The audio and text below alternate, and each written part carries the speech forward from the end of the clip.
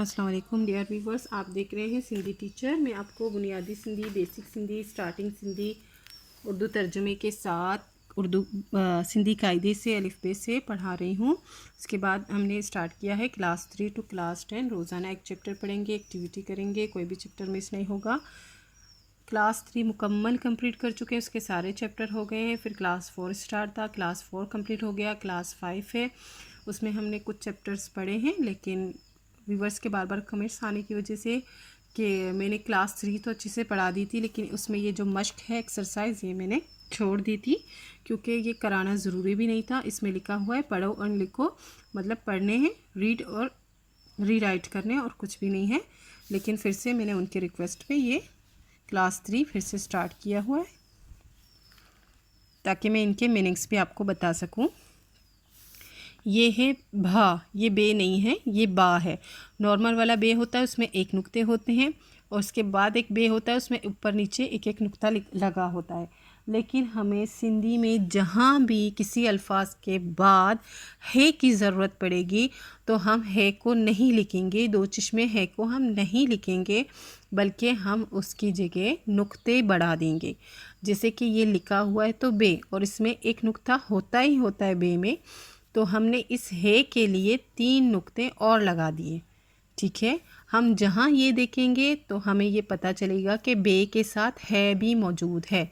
जैसे कि नॉर्मल वाला बे प्लस है इजिकल टू बे है बह, इस तरह से हम उर्दू में लिखते हैं। ठीक है, जहाँ हमें बे के बाद फ़ौरन है की ज़रूरत पड़ेगी हम इस तरह से लिखेंगे, लेकिन हम सिंधी में इस तरह लिखेंगे। हमें जहाँ भी बे के बाद है की ज़रूरत, दो चश्मे है की ज़रूरत पड़ेगी, हम ये वाला ना लिख के ये वाला लिखेंगे।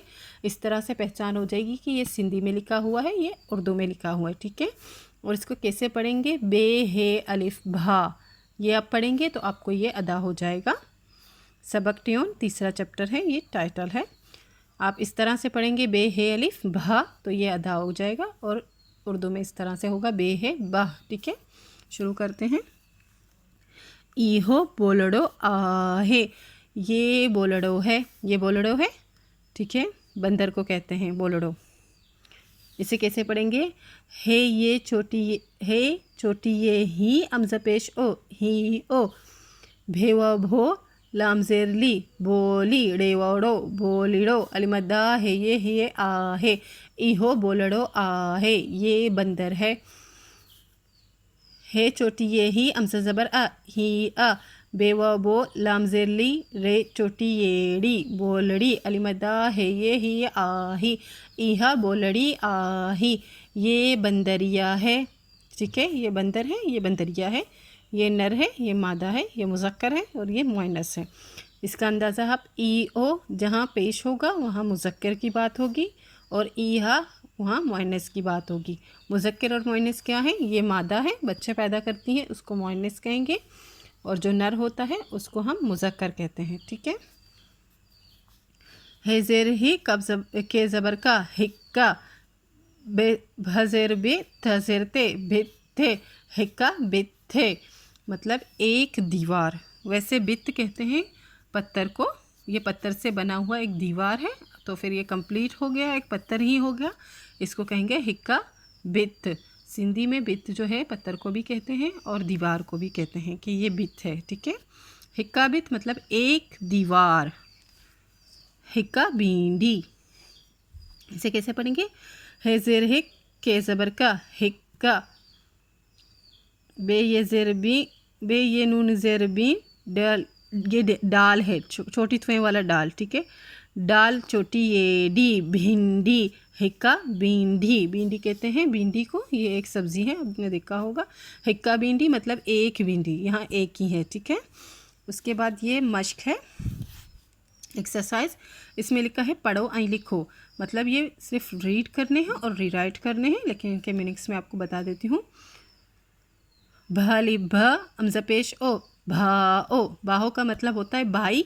ठीक है, ब ज़बर ब लमवलो भल्लो, भल्लो का मतलब होता है भला, भला इंसान हम कहते हैं, ये बहुत भला इंसान है, ये अच्छा इंसान है, भला अच्छे को भी कहते हैं। ठीक है, भजेर बे तेजेर थे भित्थे, भित्थे का मतलब ऊपर पढ़ चुके हैं, दीवार को कहते हैं।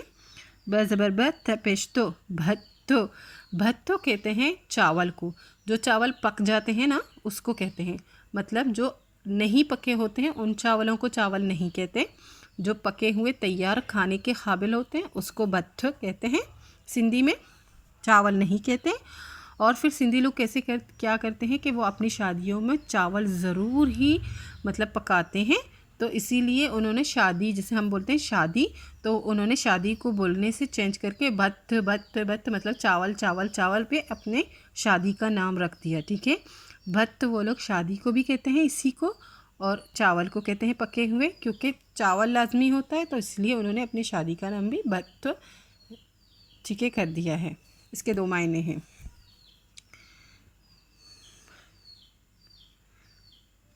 भया भेड़ ज़बड़ा भेड़, भीड़ कहते हैं, भीड़ कहते हैं भीड़ भाड़ जो होती है, रश होता है उस जगह को कहते हैं भीड़। उस मतलब बहुत सारे लोग जमा होते हैं उसको।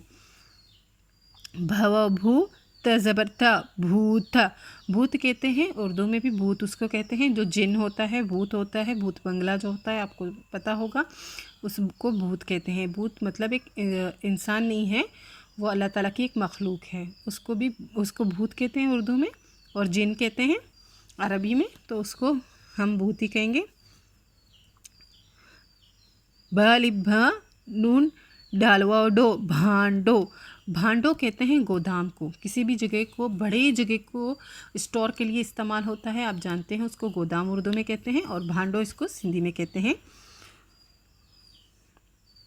भानून बन डाल लिबडा रेपेशरो भंडारो, भंडारो कहते हैं खाना जो होता है तैयार खाना, जैसे बिरयानी की बहुत सारी देगें हो गई, जैसे कौरमे के बहुत सारे देग हो गए, मतलब बहुत सारा जो खाना होता है, जैसे कि नियाज होता है, इस तरह के बहुत सारा जो पके हुए खाना हो उनका अंबार जो लग जाता है उसको भंडार कहते हैं, सिंधी में कहते हैं भंडार। इसी तरह से ये लिखे हुए हैं। बोलड़ो का मतलब होता है बंदर, इसका उर्दू मतलब है। बोलड़ी का मतलब होता है बंदरिया। बित्थे का मतलब होता है दीवार या पत्थर, दोनों ही होते हैं। भिंडी का मतलब भिंडी होता है, एक सब्ज़ी है। और हिक्का का मतलब होता है एक, ठीक है, हिक्का का मतलब होता है एक। ईहा या इहो का मतलब होता है ये है ये। आहे का मतलब होता है हेबड़ी ये है। इसी तरह से मुज़क्कर और मुअन्नस है। मुज़क्कर इनमें कौन सा था, बोलड़ो, और मुअन्नस कौन सा था, बोलड़ी। मतलब मादा जो होती है उसको हम मुअन्नस कहते हैं, जो बच्चे पैदा करती है, और जो नर होता है उसको हम मुज़क्कर में लिखेंगे। इसी तरह से बाओ का मतलब होता है बाई। भलो का मतलब होता है अच्छा भला। बित्थे का मतलब होता है दीवार। बत्थ का मतलब होता है पके हुए चावल या शादी, दोनों को कहेंगे। बीड़ा का मतलब होता है मजमुआ, भीड़ भाड़। भूत का मतलब होता है भूत, जिन। भांडो का मतलब होता है गोदाम। भंडार का मतलब होता है तैयार खाने का बहुत ज़्यादा मिक़दार में होना। उम्मीद है आप अच्छे से समझ गए होंगे मीनिंग्स के साथ। अगर आपको मेरी वीडियो अच्छी लगती है तो प्लीज़ लाइक शेयर सब्सक्राइब कीजिएगा, क्लासमेट और दोस्तों के साथ शेयर कीजिएगा। अल्लाह हाफिज़।